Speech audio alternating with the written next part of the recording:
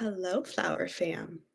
Oh, I'm blurry today. Hold on, let me just there we go. Clean. Okay, good. Hello and welcome. So we're up in the office today because it's just there's a lot of seedlings in the basement and I'm running out of table space. So we're up here tonight, which means that there's also a little bit more natural light, which is thrilled about that. Days are finally getting longer and it was actually sunny today for the first time in a very long time.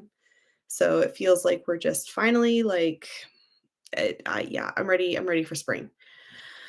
Um, I just wanted to remind all of you if you're popping on and saying hello to, oh, the chat's on this side for me. Make sure that you say hi in the chat.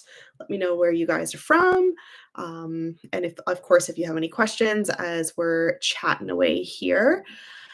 I wanted to talk tonight about some fun things that we have going on at the flower farm. And I'm hoping to keep this a little bit on the like hour-long side because it is the leadership debate tonight here in Canada for the election. And so I did want to make sure that I could pop off and watch that. But essentially, I wanted to talk tonight a little bit about some of the cool stuff that we have going on in the farm. So, the last couple videos, you guys have seen that it's like it's been very cold right here, which is quite different from last spring, which was very warm and everything heated up really quickly and everything was extremely ahead of schedule. And this year, it's it's not getting it's not fast. It's not warming up quick here in Southwestern Ontario.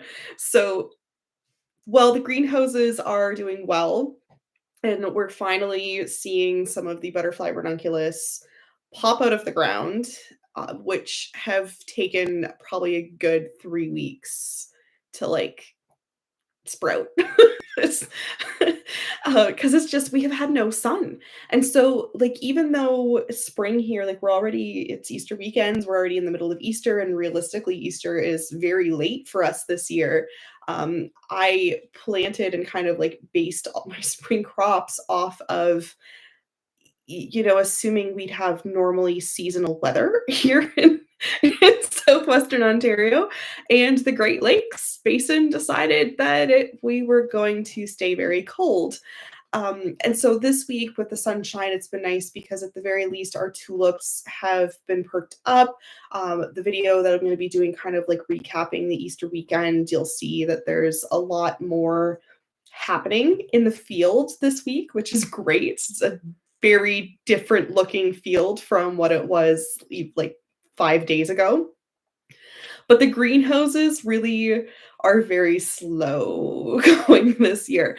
So we've been kind of like thinking about, the future of the bulbs, and just kind of being able to plan into 2026 because next year Easter is actually like a week earlier, maybe 2 weeks earlier than it was this year, which means we need to have a structured and scheduled routine in place for bringing bulbs out and making sure that we actually have flowers that we need for Easter. So yeah, so that's kind of like in the back of my brain right now, but also like watching just like my poor ranunculus and that are just they're so behind. Like they should be so much further along than they are right now, and there's nothing we can do because we have not had actual sunshine. Like we're getting maybe a day a week of sunshine here right now, and otherwise it's just rain and gloomy and cold, and it's been snowy, and I shouldn't be surprised because it's April in Canada, but here we are because I think we were spoiled last year. Like I was walking out in the field after work today, and we just are starting to see like our main peony field, like not the coral charms, which are always the first peonies to start. We are just starting to see the regular peonies like pop up. And last year, by the middle of April, they were all out of the ground. So everything is behind this year, and I'm I am happy that we did see some sun because we finally did start to get into the 6,000, 7,000 tulip patch to be able to start harvesting for Easter. I can say, though, with absolute certainty that it is going to be much better in there for Mother's Day this year. I'm just gonna let some sun in. Maybe the lighting's, I think the lighting's a little better. Okay. So yeah, so the greenhouses have been it's been interesting this year because now that we've had the greenhouses, like at least the big greenhouse up for the full year, we are coming into our first spring with overwintered pests, right? And I am excited to talk about this. I'm gonna do a video on this as well, but we have connected with a very cool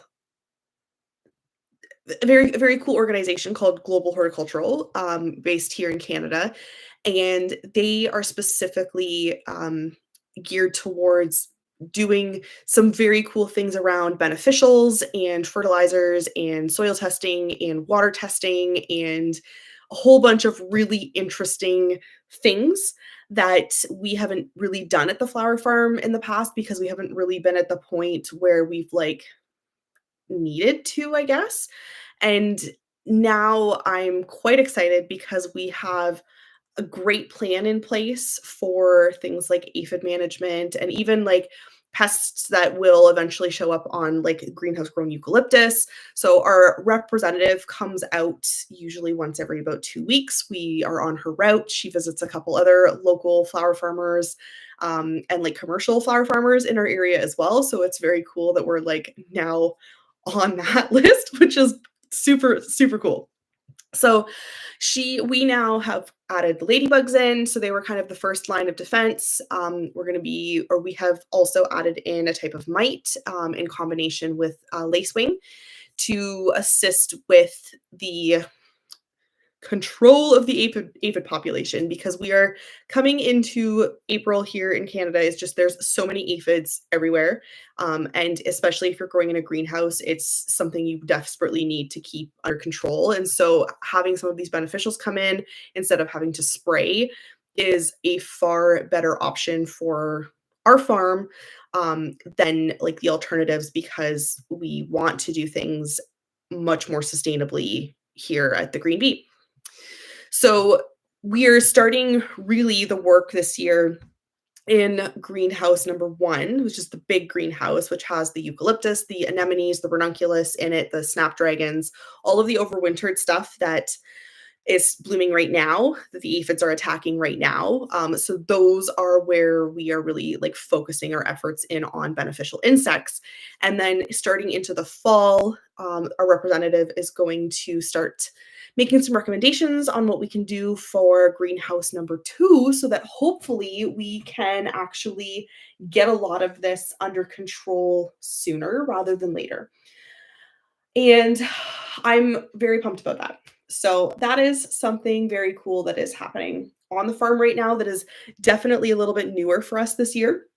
I we didn't really do anything with beneficials last year, and it's very cool and kind of weird to see all of these random bugs in the greenhouse that you're like, oh, there's a whole ecosystem here. But it's really cool. So that was done, and then we also had them do soil testing and water testing, which are the other two most important things that we wanted to focus on this year because we haven't soil tested this specific plot of land, and the homeowners hadn't had it soil tested in probably about 10 years either. And so now that we are kind of situated and we're not expanding into the farm again, like where the plot section that we're on in for 2026, we took a couple different soil samples a few weeks ago. And so we've been starting to get the results back on those. And so the next really exciting thing for us is actually to be creating a plan to help deal with the amendments that we need to do for that. So the main thing with the soil, high hi Marina. I'll talk about thrips in a second. Yes, we definitely do deal with thrips on the farm. But I wanted to kind of like go over some of like the basic spring stuff first. So soil testing. Um, we need we have high calcium in our soil, which she was our representative was like, oh, that's not something we see often. But I mean, it makes sense. So we have to focus on distribution of potassium in our soil in order that our plants are stronger and healthier, and our flowers are stronger and healthier, specifically in the dahlia section. We took several soil samples across different parts of the farm, and the side where the perennials are, which is like that first section that we show kind of in the videos, where the daffodils and like the delphinium and lupins are planted. That was our very first like cut into the farm. And so that was actually like the healthiest of all of the soil. And then the section that is needing potassium is the section of the farm that we just cut into last year. And so none of these things are necessarily a surprise. But we did know that due to some like stunted growth on a little bit of the dahlias last year, we needed to see what needed to be amended in the soil for this growing season. We did also find out that incidentally, our water has a really high sodium content. And so that's something that now we have to deal with as well. And so we basically need to like purify the water at the farm, which is crazy. Like Nick's working on hooking up water purifiers at the farm, which I'll show in a video at some point, but it's quite entertaining. And basically we have to be able to clean the sodium out, which it's just where I live, there's high sodium content in the water because it's in the well water, because it's regardless of whether we're bringing it in from Lake Town or whether we're using the pump at the farm itself, it's just where we live. So we got to purify the water so that we can actually like put the fertilizers and the amendments in that we can then distribute through the drip irrigation across the farm. So that's where we're at with that, which is kind of cool. So thrips, yes, we do. I think I don't know anybody who doesn't deal with some form of thrip pressure. We actually had a really awful thrip infestation in our gladiolus. I'm going to say at least three growing seasons ago. So we haven't grown gladiolus at the farm in that amount of time because I did not want to give them anything else to like get into. They were infested already in the corms that we had received, and so it was just awful. It was an awful. They ate everything. We had like no blooms on those glads. Like we couldn't. It took a really long time to figure out what it was because thrips are like they're really small and like they're thin and they're really like hard to spot if you don't know what you're looking for. We do get thrips in our dahlias, but not nearly as much. And I think a lot of that is because of where the dahlias are on the farm. Um, and that it's a very windy area there. And there's a lot of pressure, good bug pressure in the farm in the late summer. So we are actually going to be again working with our rep on global horticulture to plant some like beneficial plants. So not just like marigolds, but we're also going to be adding like alyssum at the paths where the dahlias are, like especially at the front, and some nasturtium through the farm, just to attract more beneficial insects through the farm, to hopefully deal with some of these bad bugs, right? But the thing to remember though is that like you actually have to have a food supply for the bugs in order for like the beneficial insects to be able to reproduce and do their job. So it's really about balancing that ecosystem as opposed to like eliminating it entirely. Thrips are going to happen. It's part of flower farming if you're not using, any sort of pesticides or spray. We don't see a lot of thrips in the greenhouse, which I am grateful for. I I think that if the glads like the second year in was enough to really like gross me out for a while because it just they were icky and they were mushy like the flowers were mushy and they just didn't bloom properly. And then once we got in there and kind of like realized what was happening, we were like a foo. So part of like my plan has really been to kind of remove the food sources for the thrips, like in the flowers that they specifically enjoy munching on. And glads were a big part of that. So because I get asked every once in a while, like on the like video comments, like, do you grow gladiola? We don't. And it's really heartbreaking for me because I love gladiola. My like I remember growing up and my dad always had like 100 glads planted in our backyard and he would like put them in every single like week of the summer. So you'd have like a succession of gladiola. We always had glads on the table growing up. And um, I live in a very like Dutch immigranty kind of town. And so they are very, very popular here. And so I do actually purchase glads from my wholesaler in the summertime that are like greenhouse grown. They're still Canadian grown gladiola. It's just that I have to get them from other places just because people still love them, but I'm not going to risk putting them in on my farm and then having a thrip infestation everywhere else, which sucks. And I mean, every year, we sit and we talk about this now, and it's April, and every single year, it's something different is the problem child on the farm, right? This past year, the dahlias were really like our problem child. It took so much work and patience to get the dahlias to do what we wanted them to do. And so much of that was because it was so hot and so humid that they really struggled. And then we find out that they weren't getting enough potassium either. So we now know kind of how to fix that for the next year. And this year, it's really been the struggle of like, it's very cold right now, and my spring bulbs are really just kind of chugging along very slow, and I need them to get with the program. Just because even at this point, with being coming into Easter weekend, we've again got a video coming up on that. We've been harvesting a ton of hyacinths and we've got tons of daffodils, and our single tulips are just starting. But I did and will probably still bring more tulips in from my friend Caroline over. Um, Hello in Maine, 5A. So like I think my zone is fairly because my zone is Canadian zone 6B, kind of like 6A, 6B.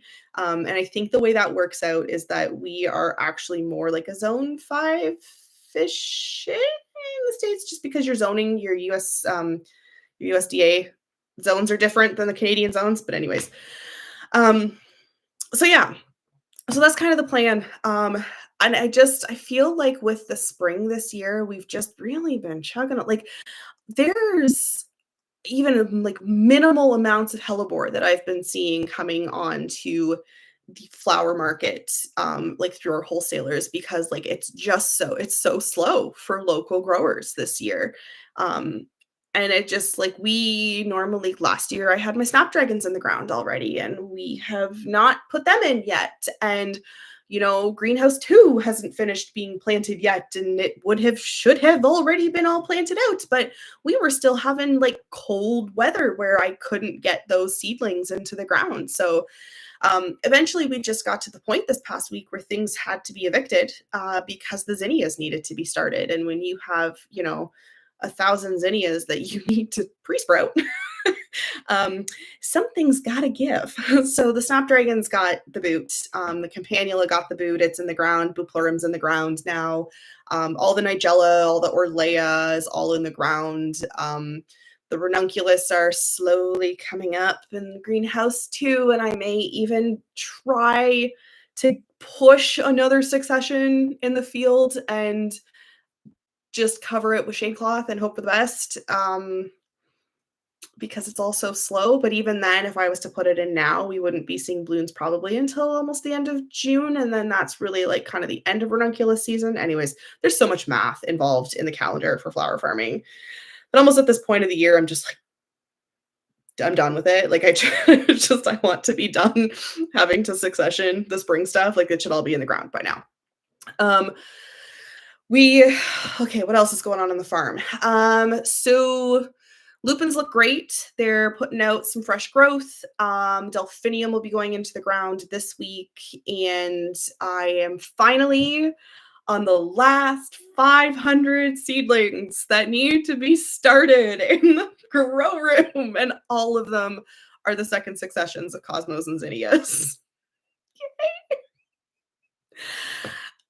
I think we seeded upwards of 10,000 plants this year, Nick and I, because the original plan had been to move all of the seeding to the farm, so that that could kind of get done by the staff at the farm.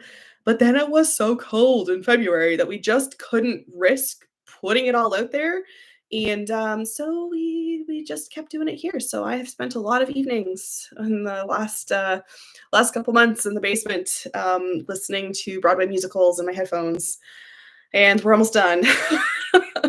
I will tell you definitively that there has been a lot of Hamilton listened to, a lot of the Wicked soundtrack listened to, and recently the Come From Away soundtrack has been on repeat while the seeds have been going into the soil. Um, I'm gonna say every third seed was probably like, put into a Hamilton soundtrack song. um, they all want to be in the room where it happens, and let it. Yeah, okay, bad joke. Um, Obviously, hi, welcome. If you guys are enjoying this, like it, like you guys, you know how this works. And please subscribe. Anyways, so okay, so beneficials. Yeah, so we've covered that, and I will kind of keep you guys updated on like the amendments for the soil.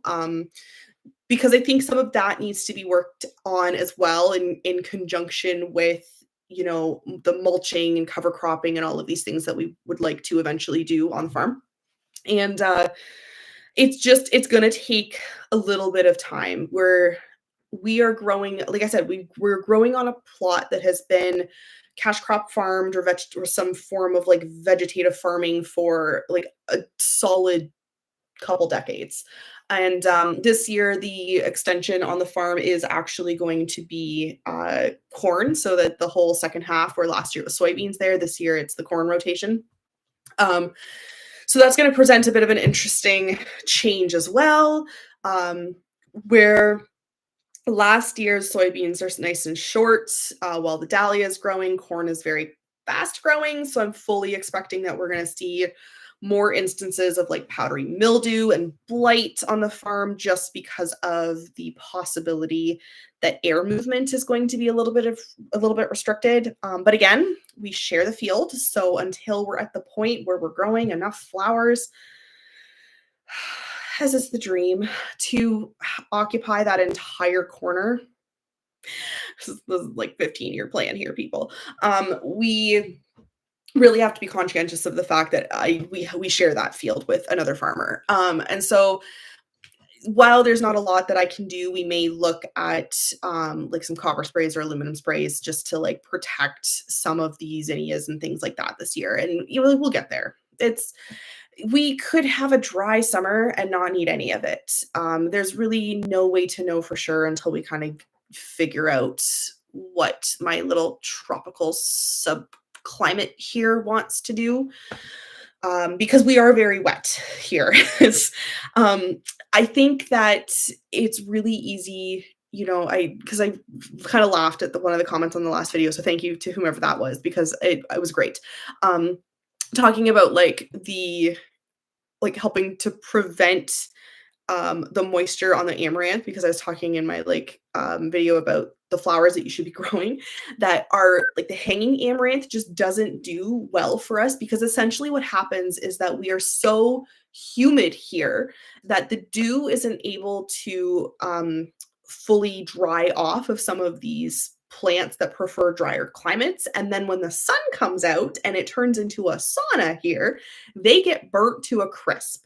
And the problem is that some things can handle it, like snapdragons are okay with that for the most part. Sunflowers don't mind. We still end up having to um we still see a lot of blight and stuff on the sunflowers as well. Um, so like we we have to be really conscientious of the flowers that we're actually like planting, because like now in the spring it's, the air's pretty dry, but as soon as we get into the heat of the summer where we are basically farm in a hot box, it's very warm. It's one of the reasons why I'm like always barefoot in tank tops, because you're sweating so profusely, in my climate, where you have to set a timer to drink water, because otherwise you don't realize that you're dehydrated because you're so just moist, for lack of better word. Do they allow spraying on the farm? They do. So yes, um, you're actually gonna get to meet, one of the homeowners, at the field that we grow in. You're gonna get to meet Laura in the next video, which I'm very excited about. So we have a 10-foot, uh, I guess, pathway, driveway between like our farm and the field, and then where they are beside.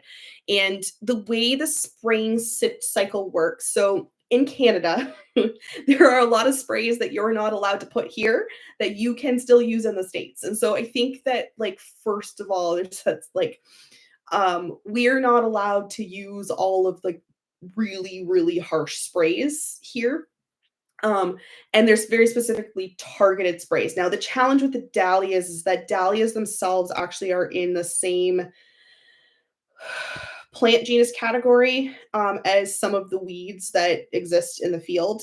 And so I'll time our dahlia planting around when they plant and spray until the field beside us, so that as our plants are emerging, they're not going to have any like drift over from, the spray there. And it worked really, really, really well last year. We had no losses, along that side. Um, but it's not like a general overall like Roundup style spray that goes on. It's like a fertilizer spray combo, and some of it actually just targets pests. Um, Corn grows very quickly, so it doesn't get the same amount of like succession sprays on their side that, like the soybeans will last year. So the main thing is that the homeowners are great about making sure they find out from the farmer who rents the second half of the field, for the cash cropping, when the sprays are going in, so that we can make sure that if anything needs to be blocked off or anything needs to be covered in order to protect it, we can like, deal with that. What's really great about where we are is the wind typically blows in the opposite direction. So we actually don't get the runoff. It goes the other way. And the same thing with the creek, it runs the opposite direction. So we, don't get runoff into our side of the field either from any of that, because of just the way the land goes, which is really, really helpful. So yeah, those were all conversations we've had, and there's a reason that the sunflowers go in the field where they do, um, because the sunflowers are generally, I mean, they can take a lot, right? So I will frequently use sunflowers as like a bit of a blockage, a hedge, if you will, a hedge of protection, if you will. And last year, Laura was actually planning to put one in, but she had a health issue that she was working through. And so the line of sunflowers that was supposed to go in didn't go in. And so this year, we will be putting that line of sunflowers in, and it's just going to be like really big beefsteak sunflowers that are there to be pretty and nothing else, and attract pollinators and nothing else. A lot of like, a lot of being good tenants in a situation like this is just communication, right? And you really have to learn like the ins and outs of the other side of it, while you're also flower farming. Like we we can't farm at our home property because like I live in town. We have a small backyard. And so I'm grateful really at the end of it that we have, like the landowners are very great and gracious about also, giving us the information that we need to make sure that we, have success, and being very open, with us in that regard as well. And then also communicating with the other farmer, so that they know that maybe don't do that, like stop the line of corn here because this side of it is going to be a flower farm sort of thing. So yeah, so you know what? It's really about communication. And because and again, with the soil testing, we are grateful is that was no additional residue showing up in our side of the soil from like what was being sprayed on the other side. So I am confident that we have enough of a system and enough of like a gap in between our two sections of the farm that we are able to like mitigate some of that for now. And if we continue to grow and expand, we will continue to cross those bridges as we come to them, because that's really all you can do. Um, okay, I forget what else was I going to talk about tonight. Um, I need water because I am thirsty. Water is life, as my friend says. Um, we've chatted about the greenhouse. So the greenhouse we are planting, and I think there's like maybe 500 seedlings that has to go in to greenhouse 2 yet. We will be pulling out the first succession of ranunculus that went in the fall of last year, is now almost finished blooming. So they're going to be headed out, which I like pulled out, which I think is so funny because there's so many growers that are like just starting to put the ranunculus in the ground, and I'm like, got to get out. We got the next thing that's got to go in. But that section, actually, what we're going to do is let it rest for the summer.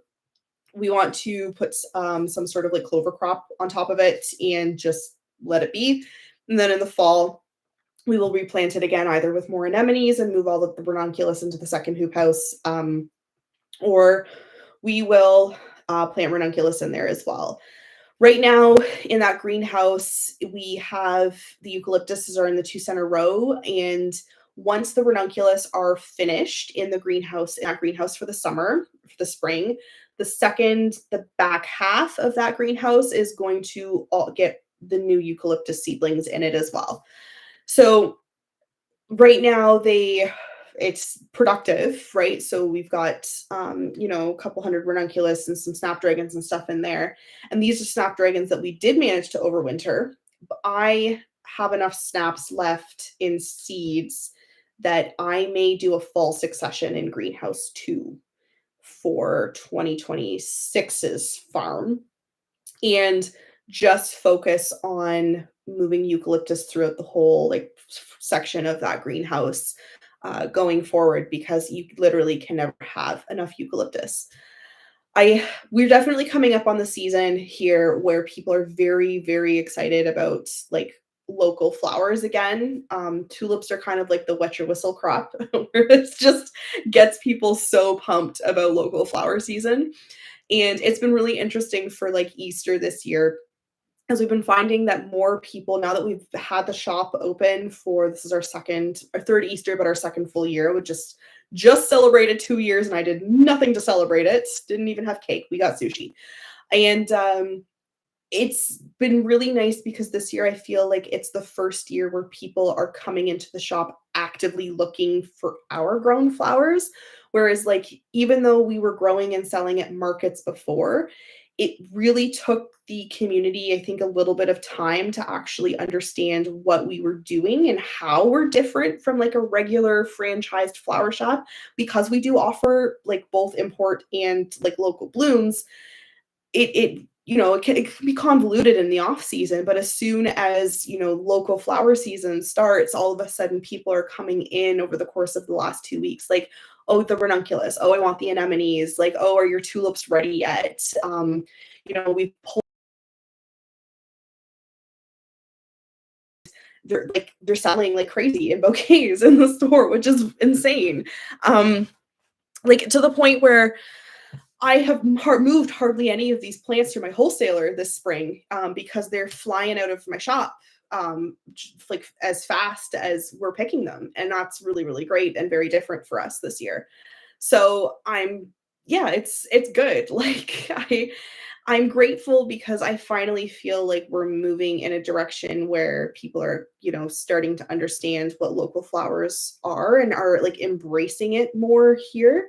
And again, that's so funny to me because the part of Ontario that we're in is like there are so many commercial growers here. Like the biggest Alstroemeria grower in like Southwestern Ontario, like in Ontario, is like in my hometown with greenhouses, like on the outskirts of town.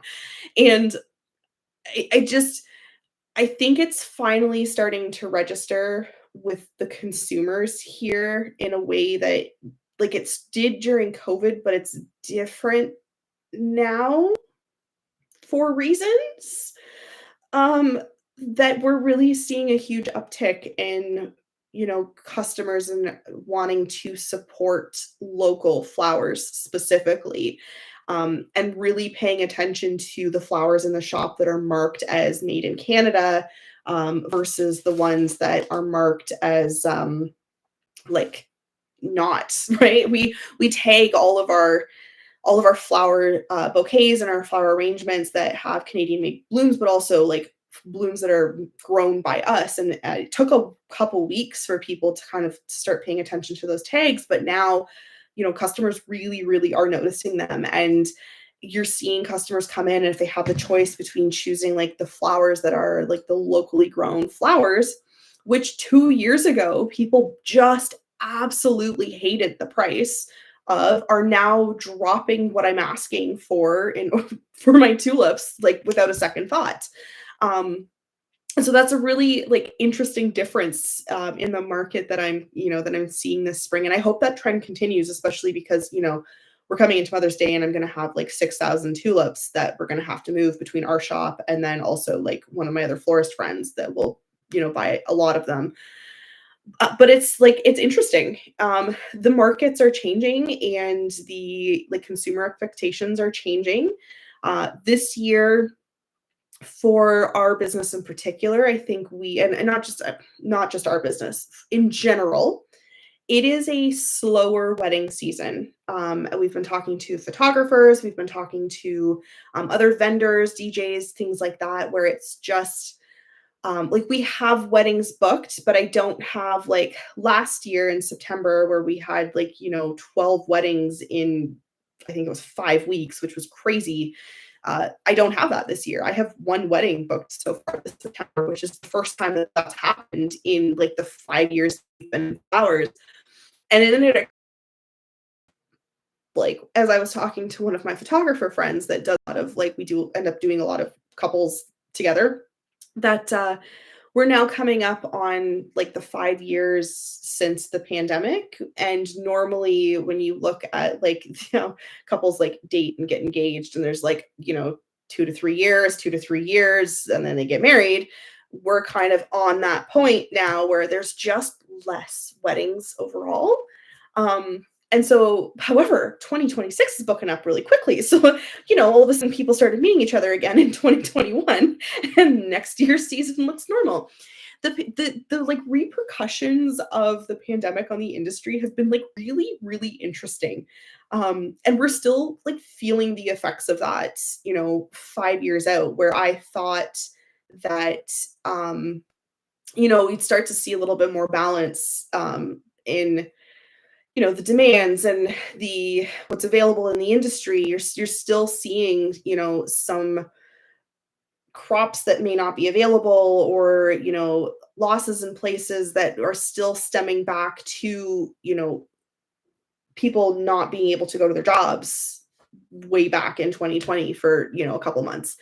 It's interesting because horticulture is very cyclical, plants are very cyclical, but you also have to um, bear in mind and understand that without being able to pick and harvest and like prune and do all of these things, to roses is a great example. um, in one season absolutely affects their health for seasons to come, and we're still seeing some of the implications of that, which is really, really interesting. um, as always, love it when you guys post questions too. If you guys are, whoa, there we go. If you're wanting to keep the conversation going, please post the questions. Um, we are, yeah, we're coming up into Easter weekend, and I think we've probably picked about, I'm gonna say about 200 of our own tulips so far, and they're packed and they're ready to go. And we are very excited to get our own flowers moving out this season. I my The ranunculus and anemones have been going like crazy. They have been selling so well this year, which I'm grateful for. And honestly, because some of them have been so short, especially at the beginning, we were blowing them out for like $15 for like, 6 to 7 little stems of these in like little bunches. And we'd like advertise them as mason jar restocks because we sell our mason jar arrangements in the store. And they're just gone. People are coming in for those and like buying them as is. And I don't actually mind the short stems because I can do a lot with them in arrangements. But yeah, it's been such a different year for local flowers for this year. But yeah, home stretch on the seeding, man. Like I'm ready to not seed anymore. Um, we are done soil blocking now for the season. No more of that needs to happen. We're on to the big stuff, which all goes in like the 4 cell trays, and we usually do 2 seeds per cell in a 4 cell because that's what I have.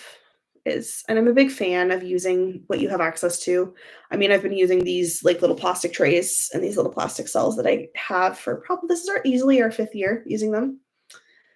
They've lasted up well, and I have a good laugh every time my staff are cleaning them, and they're like, "We could get better brushes to clean them out. Or just rinse them. It's fine." Like they've held up at this point. Like if they break, if you like touch them too like not tenderly, they're gonna crack. So just rinse them, and it's fine. It's fine. It's fine. You have to have a sense of humor, I think, sometimes when you're doing things because you're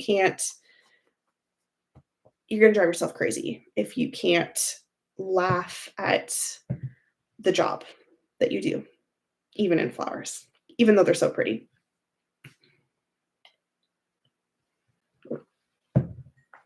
Oh, I talk a lot. I'm thirsty. Okay, so I was looking at I don't remember what else I said we were going to talk about tonight. What's on the agenda? Let me look at my thumbnail. Beneficial insects, spring bulbs. That's the other one. Okay. So spring bulbs, we are growing a whole bunch of fun spring stuff this year. We have lots of different allium. I've put in Fertilia this year. Just like some funky ones that my florist friend was like, "Hey, I want to design with these." And I was like, "I got you back." We'll see how they work, and then I'll add more if it's fun. We have hyacinth in every color, and spoiler alert, their stem length this year, I think it's twofold. I think it is the fact that it's been so cloudy. Oh, that sounded very Canadian there. It's so cloudy here, so cloudy. And also Nick mounded them really, really well when he covered them in the fall. And so, where your little bitty hyacinths that you get from the wholesaler have like stem lengths on them that are like this, ours are like this, which makes them very easy to use in everything. And I'm a huge fan of hyacinths, so we grow them all, and I suffer through any, skin irritation that comes with them. It's fine. Everything's fine. That's what gloves are for. And so we grow them in whites, which have pretty much all like come up and been done now. Usually they're the first to come up. They were in the greenhouse as well. We also have like the traditional purple, which is everybody's favorite. We also have the pink, like the salmony pink coming on right now. And the butter yellow is starting right now, which is also a really, really popular color, incidentally. And we do have the Delft variety and then the grape variety. And if I put hot pink in, that might have not come in. There was a few get in our bulb order in the fall because of like crop failures in Holland. And I think that the hot pink hyacinths were one of those, but you know what? I might be surprised. And I don't remember. Most of second half of 2024 was a bit of a blur. We had, like I talked about in videos, we did less tulips this year than we have in years past, which in hindsight, oops, seeing as they're flying out. But then again, we're just like on the uptick of the tulip crop, so that may change. And then Daffodils. So narcissus is something I purchase every year, and I typically just keep adding in varieties that I like. I do know that for 2026, because my bulb order has already gone in, we um we are adding beefing up some rows because I have noticed this year specifically some of the varieties that we do pick from a lot are not bulbing out like daffodils normally do. They're not like multiplying like daffodils normally do. Um, so this year I'm going to just like beef some of those up, and then the remainder of them are going to get planted in crates, and we're actually going to grow them the same way as tulips because I'm interested in how that works. And then we also have grape hyacinth in at the farm as well, which we're just starting to see come up. The ice pink is just poking her head up. I saw some blooms on her today on the Muscari. And then the ice blue we normally have as well. It's just starting to put its foliage up, and that has taken a really long time to pop up. So those ones, again, I think it's just part of what it's been so cold here in Southwestern Ontario, and so all of these things that I was, like, picking, like, very, very heavily from at this time last year are just kinda taking their sweet time. The next week, we do need to pull up one of the rows of feverfew that is planted off beside the bachelor's buttons on the wrong side of the field.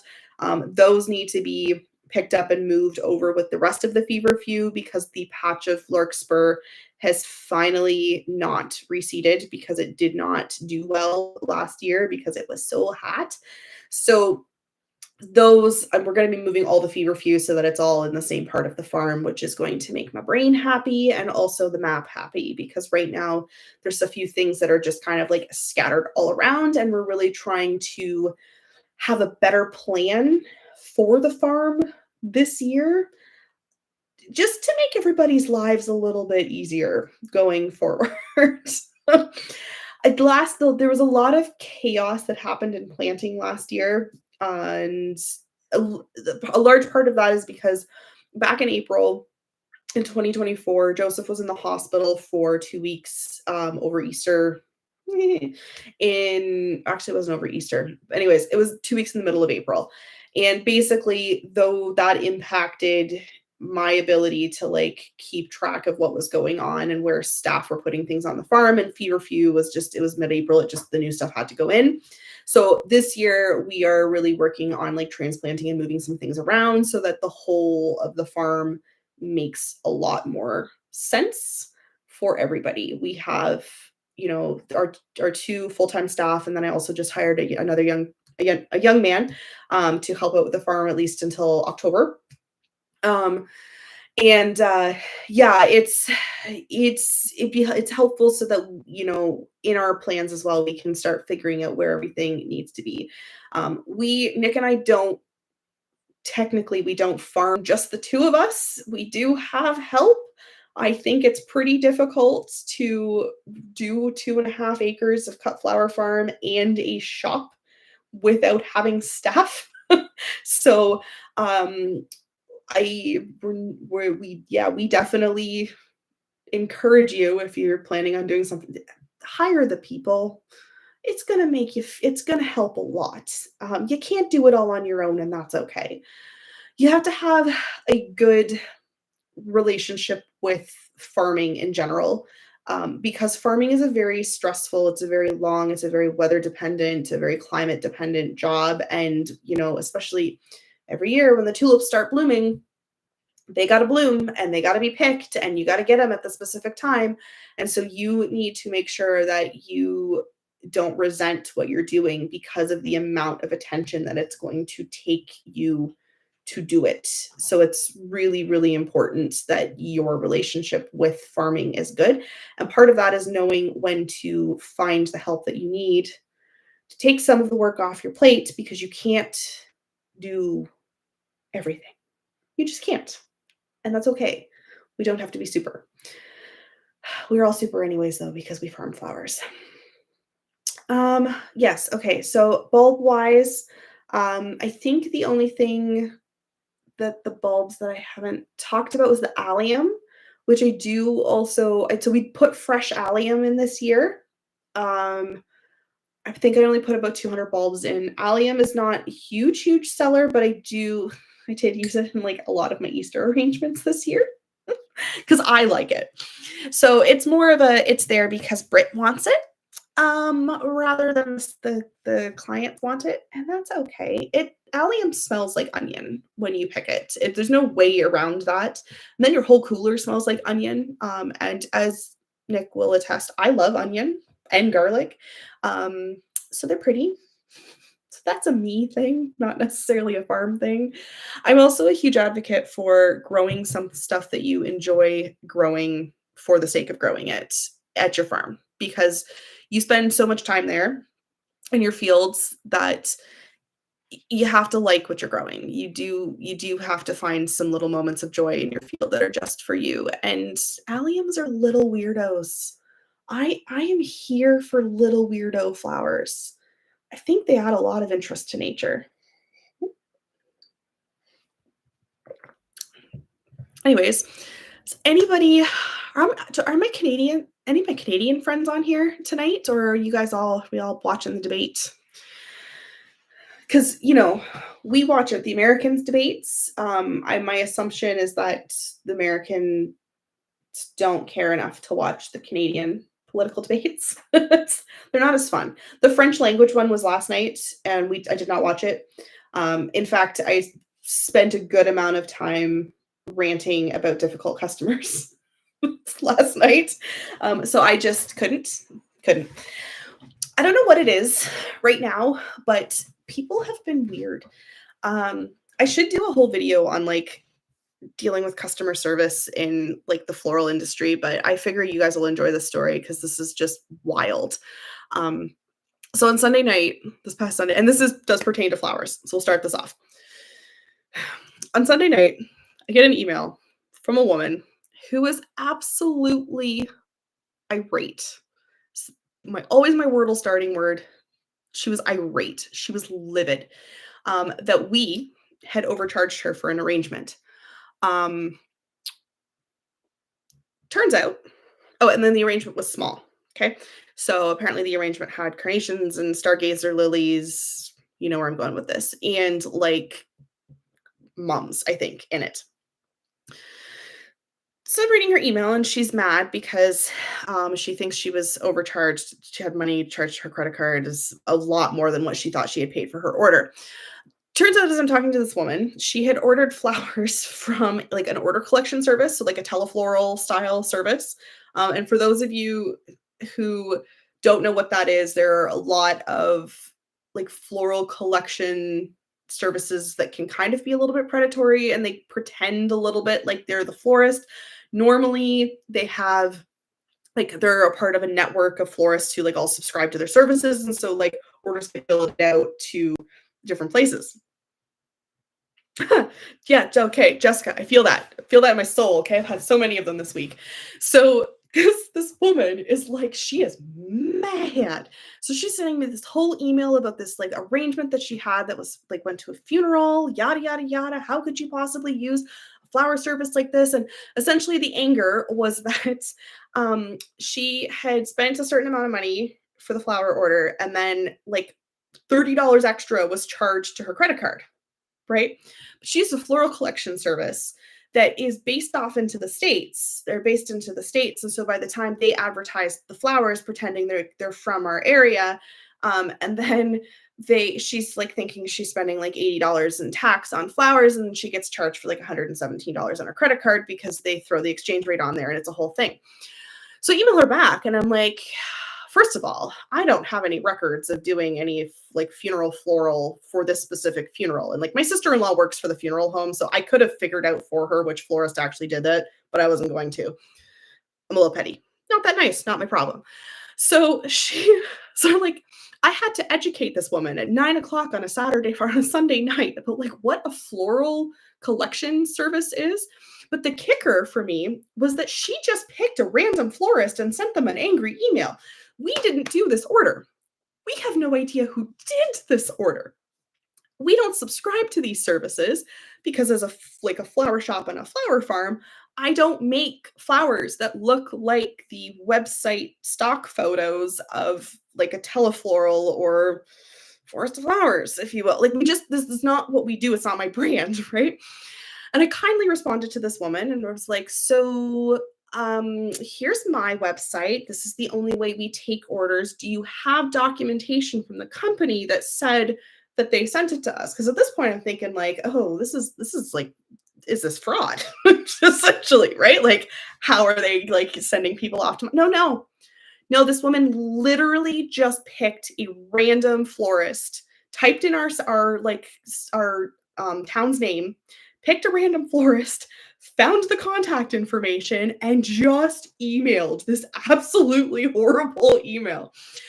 So then wrote her back and kindly explained that, like, normally these floral collection services provide the name of the florist who fills the order, and yeah, which this company would not do, which was a red flag for me. And it's an American company, so it's not a place that we deal with in Canada. But I was like, oh, I have to I have to explain this to like an angry 70 something year old woman who was just trying to send flowers for her like brother that had passed away.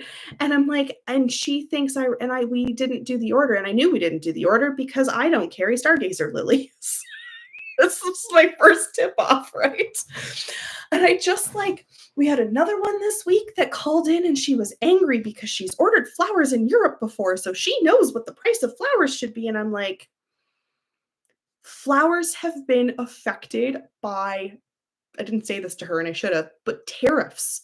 Like the cost of flowers, the cost of hard goods in Canada even has been affected by tariff issues. I'm like, ma'am, like it's not the same thing.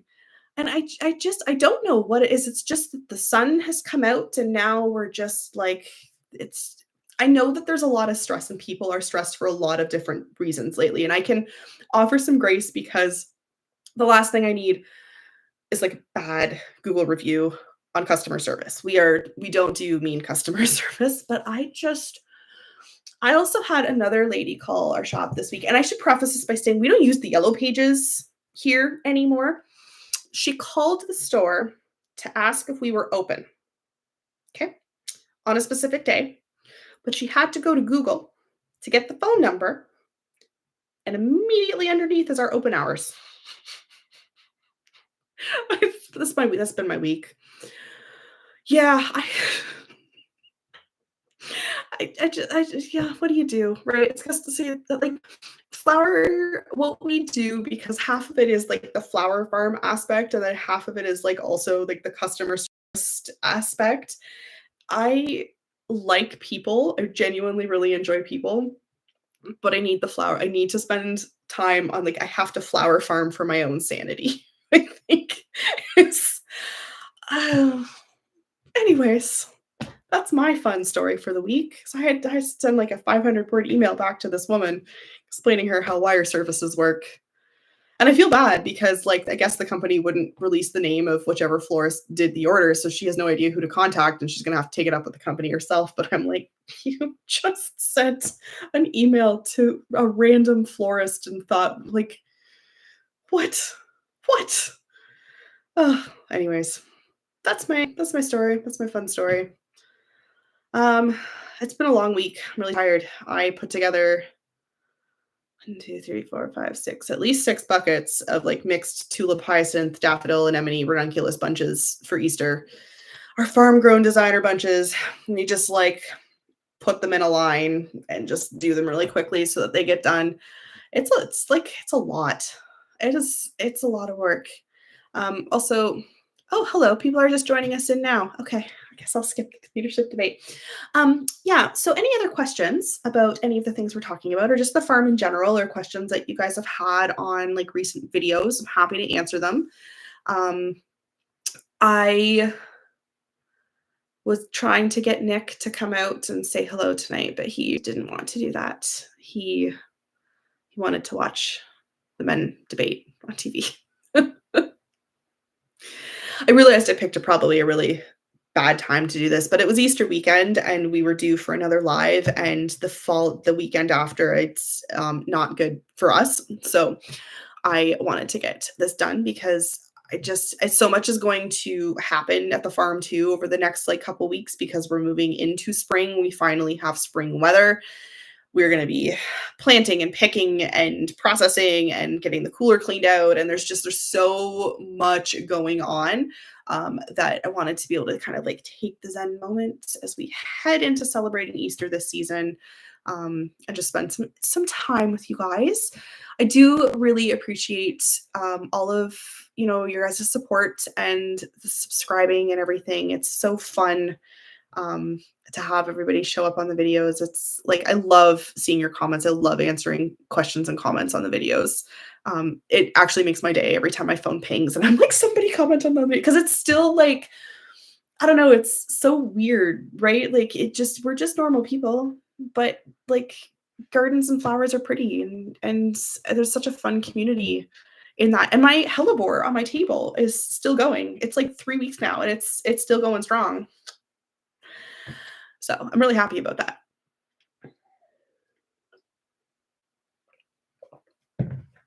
But yeah, we've I'm excited about the community that we've been growing here, and um I've got big plans going forward for the flower farm. I had a really, really good chat with the homeowner. They just got back from Portugal. So we had a really, really good chat, about some of my plans and how that fits into like the property as a whole, and where things are going and like her plans for her gardens. And we've got some like really interesting stuff coming down the line in the next couple years. And I think this is the year for me as a grower, like stopped and like really like stepped, because we've gotten past the point on the farm now where it's all new and it's all exciting, right? I feel like a lot of growers that I see on Instagram, on YouTube, and in all sorts of places, like there's a lot of us that kind of came into this at the same time. And granted, I was growing flowers already before I was exposed to floret. I do talk about this actually quite a bit. I spent a year actually like playing with flowers and growing flowers in the backyard before I was gifted the floret book because somebody's like, "Oh, hey, you'll like this." And then like the following year was when like in 2020 is when COVID happened. And um so there's a lot of us kind of like in this community where we just all fell into flowers at the same point, I think, in time. Partially because of the pandemic, but I think partially because we had the time to think about what we really actually loved and wanted to do. And you spend the first couple years of the journey just getting so overexcited about all of the things you can do that you forget that you don't need to do all of the things. And so this year has really been a step back year for me where I am writing more lists and notes and actually paying attention to how things are growing and what's wrong with them, as opposed to just like, oh my goodness, like there are flowers, we did okay.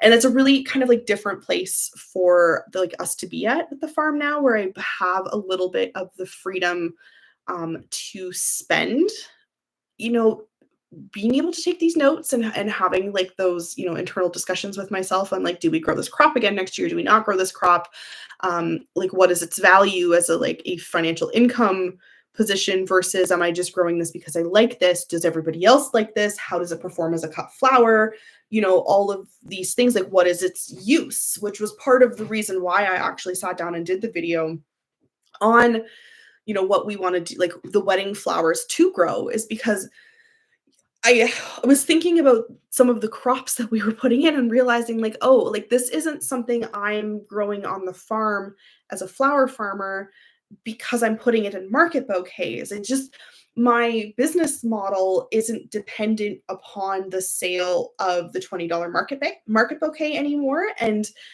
I'm really focused on utilizing a lot of those really like whimsical, short-lived pieces, and so figuring out and learning continuously how to grow those properly, I think, is like a really big deal.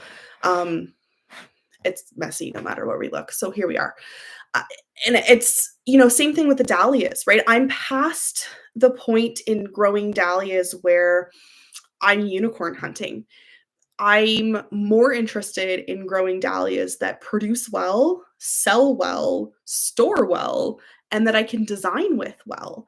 Um, and that like I don't have to worry about replacing an entire variety the following year because my conditions can be so volatile and because we're so humid that we deal with so many like so much moisture level issues and rotting and mold and all of these sorts of things. Or on the completely different side, we have the dahlias that just refuse to live and shrivel up and die, right? This is the first year I haven't bought a single dahlia tuber, and it's been I have propagated no dahlias this year, and it was a very conscious choice for me when I sat down and thought to myself, am I doing this because I like doing it? Or am I doing this because I have to do it? Or is there even any financial benefit to me? Like, what is the long-term benefit for me or the farm in doing this specific or growing this specific crop? And dahlia like propagation, I realized I was spending so much time propagating varieties that didn't want to survive storage anyways, and maybe just aren't the varieties of dahlias that I should be growing in my climate. And once I gave myself permission to like be okay with that, like, give myself a bit of a break from feeling like I had to have the perfect dahlias and focus instead on the dahlias that do sell for us, I realized that I don't need to go find Kelgai Ann, because she's not a good storer for my climate. We don't have access to the cozy town varieties of dahlias here in Canada. Um, the coolest, bougiest dahlia tubers places like this, the Ferncliff, right? We can order from those places here. Um, and there's like a few interesting like providers of dahlias across Canada, but it's varieties that I have tried for years and years and years and have just not had success storing. So why am I continuing to try to propagate them? Because then you have to start those plants right from scratch again, which means that you're not getting as many flowers because you're dealing with like a baby root system as opposed to fully like full-fledged dahlia tuber and all of the nutrients that the tuber provides. And it felt good to give myself permission this year to focus on stuff that works and devote my home garden back into space that I can play, right? Um, it's This year is really the year we've like stepped back and looked at the farm from a business perspective, as opposed to just we grow because we like to grow, and because we found something we were marginally good at and we rolled with it and there was a demand for it, right? You have to love what you're doing, but it can't control your entire life. And this, I think, too, for me, has been the first year I've given myself, and you can see it because I've been more consistent with YouTubing, which I enjoy doing. I've given myself permission to do these sorts of things that feed me creatively, in a way that the farm has really is my job, right? Um, I have a cool job. I love being able to share my job. But the storytelling part, the videoing part, like the sewing part, that's a hugely innate. The designing of the florals part is hugely innate to who I am as a person because I've always been incredibly creative. So it just this year is different and kind of like subdividing the farm out as a way, like as a business and treating it more that way as opposed to just a passion project. Definitely, I think was a move in the right direction. And I'm hoping that you guys will benefit from some of what we're doing, and some of the plans that I have for that going forward because I have really kind of like for lack of better phrase, separated church and state a little bit. And, you we've run the store was I think the first catapult for that into kind of like subdividing out um our like our shop life and the farm life with having flowers available at our house all the time. And then it really does become something that is so constantly demanding, that you are incredibly tired and you're incredibly overwhelmed, um, and you get like mentally drained and exhausted. Whereas I I am so much more passionate about what I'm doing this year, and I feel so much more fulfilled in what we're doing this year because I've given myself permission to like treat it as a business and all that that entails and enjoy doing the other things on the side as well. So, and last call for any questions. Otherwise, we are going to awkwardly talk for like a few seconds here while the live stream catches up, and then I will close off for the night. But yeah, if you guys have any questions, I am happy to answer them after I drink my water.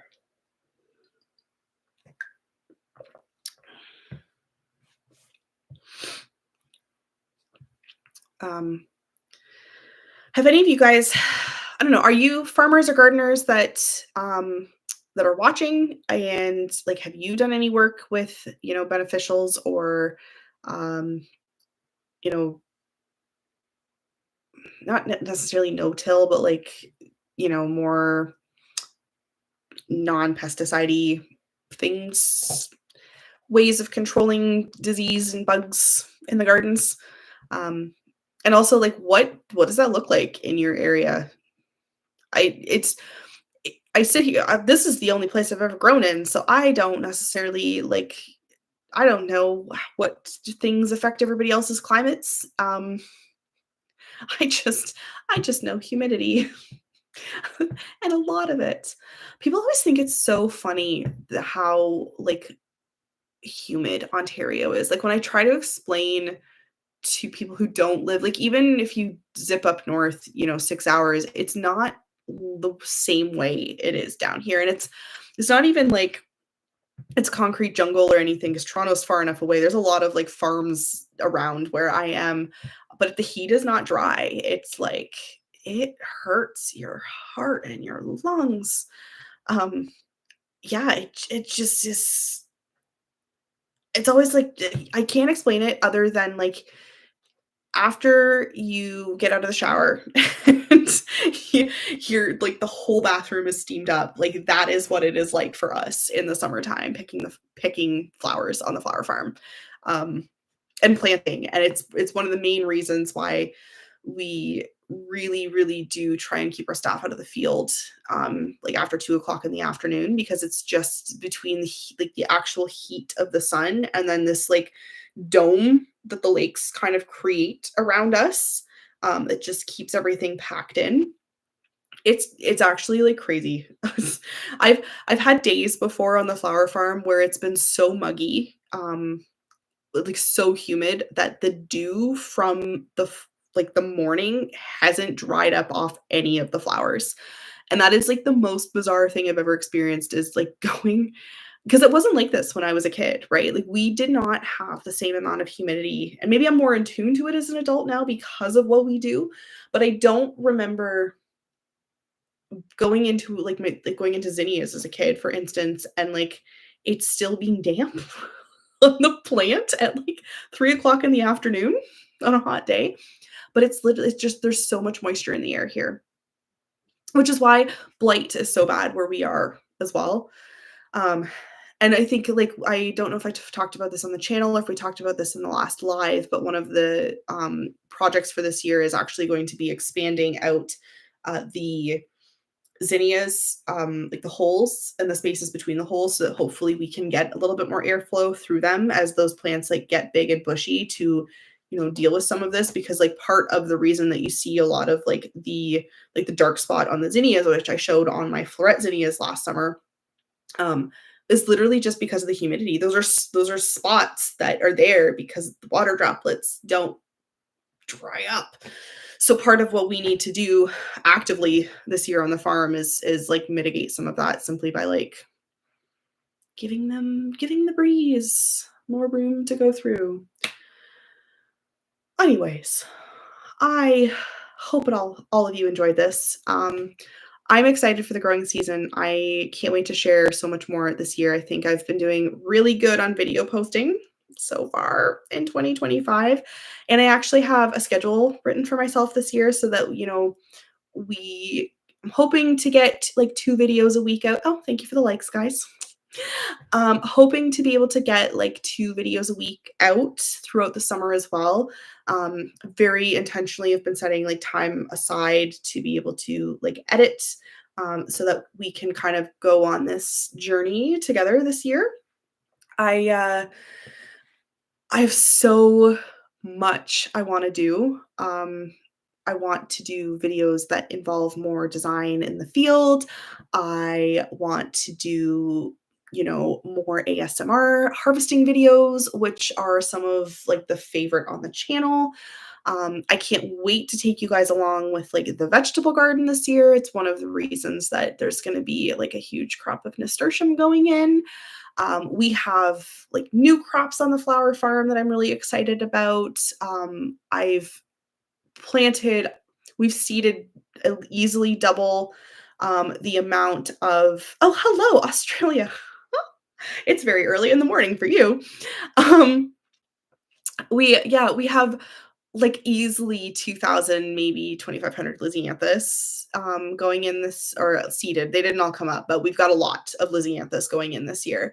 And like new varieties of asters that we're starting this year, which I'm really excited about. This is, I think, probably the first year I'm feeling more confident in growing good asters because I learned a lot from the aster crop last year.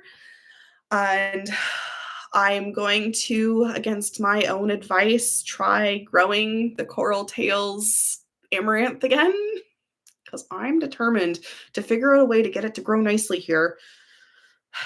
Because every time I see other growers that they're really, really lush, even like growers out in Quebec, which are not that far from me, and they grow the most beautiful amaranth and they have these big plumes that just like lay over, and I just desire it. Yeah, see, like you guys have like a great climate for growing there. Super jealous. Hi, Quebec. And it's just I had one of my staff members this past last week, the new staff member that I hired, and he asked me if I could grow flowers anywhere in the world, where would I grow them? And I've never actually thought about that before, and I realized I probably would still grow flowers where I am because it's such a unique climate, because we are so close to the Ontario's green belt. We have very, very fertile, good farmland here. And then I thought about it and I was like, but where would I want to grow? And I realized that like it's not that I wouldn't want to grow here, but I don't know if I'd want to garden here. Like one of the coolest places that Nick and I have ever been, we honeymooned in the Azores, and like we did like the nerdy stuff, right? Like we went to the botanical gardens and spent a full day at the botanical gardens and stopped and looked over all of the really, really cool stuff that they had there, because it was this absolutely like massive like European style garden that overlooked like more garden, and then there was like volcano mountain on the other side, because that's essentially what the Azores is. And like the beautiful, like my favorite part about that was the hydrangea everywhere, like the blue hydrangeas, which we can't do here because we don't have the soil content to turn the hydrangeas blue, so it's lime lights forever. And so like while I'm also trying to like push, I think, what we can grow here, because I'm fascinated and I'm interested to see how we can, not bend nature to my will. That sounds like I have a god complex. But more learn about what I'm able to do with nature. I think I would garden in Europe. Like, if I could just pick up myself and go, like, spend time with, like, Georgie over in, like, sunny Somerset, and just, like, learn the art of the English garden, like, that would be so cool for me. Even, like, when Nick and I were dating, I'm realizing that we were always ended up this was always going to be where I ended up. Like, one of my favorite we went to Niagara Falls, right? We don't do the casinos, okay? We went to the Butterfly Conservatory and the Royal Botanical Gardens, and that was like a plus plus date for me. It's in my 20s. Um, yeah, I just plants are cool, man. Like, nature is so cool, and I just it's finding that balance, I think, between, having spots that you can create beautiful, like, pockets, and also having the space to be able to grow on the scale that I wanna grow so that we can bless other people with the flowers that we are growing, which you can't do in a small little backyard in the suburbs in Ontario, but we do have the ability to do that at the farm. So, anyways, it's nice to see you guys all tonight. I hope all of you have a great night. If you are from Canada, it's nice to see a few of you in the comments are. Just gonna plug, don't care who you vote for, just get out and vote. The election's coming up. It's an important one. To all of our other friends from around the world, it's so nice to see you. I love the community to be a part of on YouTube, whether you're into the gardening or the flower farming or just here for the entertainment. Thank you so much. It's always wonderful. And we will do probably the next live after Mother's Day. In May, I'm not going to try and do it before. I think the sweet spot is going to be after Mother's Day and before the long weekend slash the giant dahlia planting week that is always the bane of my existence. Anyways, I hope all of you have a great evening. We'll talk to you next time. Bye bye.